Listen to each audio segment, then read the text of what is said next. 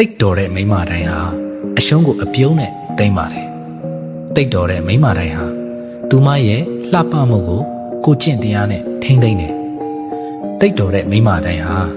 နာကျင်မှုကိုတိတ်ဆိတ်ခြင်းနဲ့ထိမ့်သိမ့်တယ်တိတ်တော်တဲ့မိန်းမတိုင်းဟာမလာလိုခြင်းနဲ့အချိန်မဖြုံးဘူး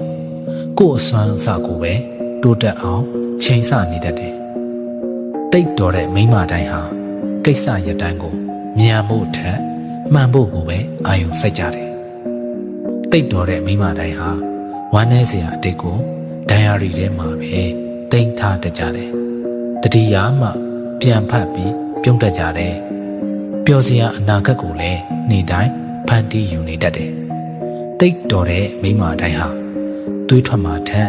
မျက်ရည်ကျမှာကိုသိမလောက်ကြောက်ကြတယ်။တိတ်တော်တဲ့မိန်းမတိုင်းဟာငွေမှတ်ခြင်းကသူမဘဝကိုမလုံခြုံမှန်းသိထားကြတယ်။စစ်မှန်တဲ့ရိုးသားဖြူစင်ခြင်းကိုသာသူမရွေးချယ်တယ်။တိတ်တော်တဲ့မိန်းမတိုင်းဟာမာနကိုသူမရဲ့လက်နက်တစ်ခုအဖြစ်အသုံးမပြုဘူး။စာနာစိတ်ထားတယ်။မာယာများဖို့ထက်ဒဏ်ရာများခဲ့တာကိုပဲသူမပိုအမှတ်ထားတယ်။